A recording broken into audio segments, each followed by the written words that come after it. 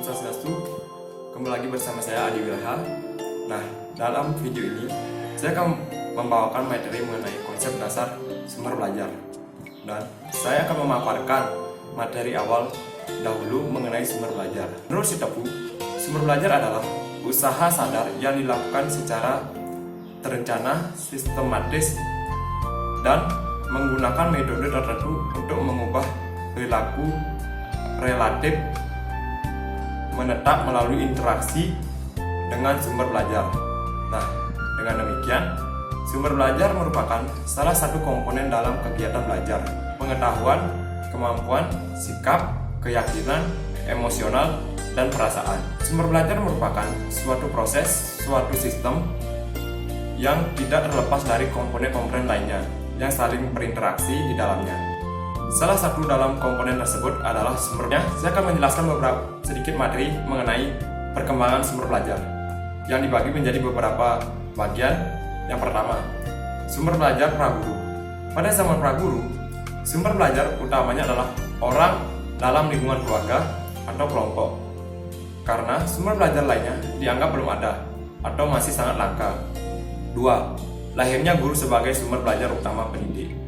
Pada zaman praguru, tahap demi tahap mengalami perubahan. Akibatnya, perubahan itu terjadi pula terhadap sistem pendidikan dan kondisi sumber belajar komponen lainnya dari sistem tersebut. Dengan demikian, terjadi perubahan pada era pengelolaan. Demikian, terjadi perubahan pada cara pengelolaan, isi ajaran, peranan orang, teknik yang digunakan, desain pemilihan bahan, maupun demikian, sumber belajar masih sangat terbatas, sehingga kedudukan orang merupakan belajar utama. Yang ketiga, sumber belajar dalam bentuk cetak.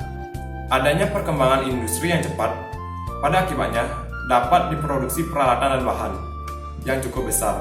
Dengan ditemukannya alat cetak, maka lahirlah sumber belajar baru yang berbentuk cetak dan lainnya, yang berbentuk cetak lainnya yang belum pernah ada sebelumnya.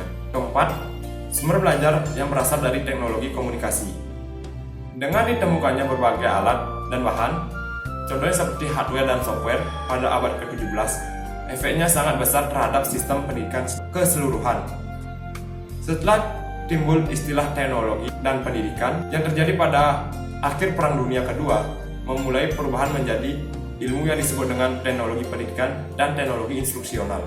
Yang kelima, sumber belajar yang didesain dan dimanfaatkan. AICT dalam Miarsu menyebutkan bahwa ada kesangsian apakah fasilitas yang ada dalam masyarakat, misalnya museum, semuanya didesain khusus utama untuk pembelajaran peserta didik sekolah dalam bidang yang sesuai dengan kurikulum. Kenyataan bahwa sumber-sumber ini dimanfaatkan untuk membantu belajar manusia, maupun semuanya itu menjadi sumber belajar. Selanjutnya ada jenis sumber belajar.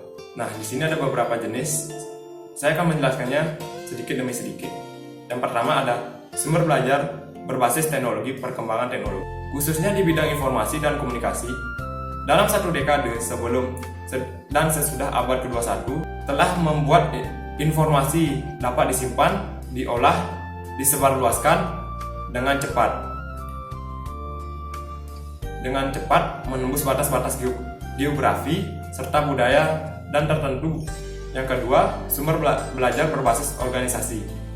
Berbagai perkembangan cepat di bidang sosial, ekonomi, ilmu pengetahuan, teknologi, organisasi harus dapat memfasilitasi pengikuti serta berubah menyesuaikan diri dengan perkembangan yang ada. Contohnya dalam dunia kampus seperti BEM, HMJ, dan lain-lain. Yang ketiga, sumber belajar di tengah-tengah masyarakat. Pusat sumber belajar merupakan lingkungan di mana sumber belajar dikelola dan dikembangkan untuk membantu meningkatkan efektivitas, efisien, dan kualitas belajar manusia. Sumber belajar di sini mengandung arti luas. Contohnya dalam sumber belajar di masyarakat bisa diikuti dalam organisasi di desa, druni, dan lain-lain. Selanjutnya, ciri-ciri sumber belajar yang dibagi menjadi beberapa jenis. Yang pertama, sumber belajar mempunyai daya atau kekuatan yang dapat memberikan sesuatu yang kita perlukan dalam proses pengajaran. Yang kedua, sumber belajar merubah tingkah laku yang lebih sempurna sesuai dengan tujuan. Yang ketiga, sumber belajar dapat digunakan secara sendiri-sendiri atau terpisah, tetapi tidak dapat digunakan secara kombinasi atau gabungan. Dan yang terakhir, sumber belajar secara bentuk dapat dibedakan menjadi dua, yaitu sumber belajar yang dirancang atau by designer dan sumber belajar tunggal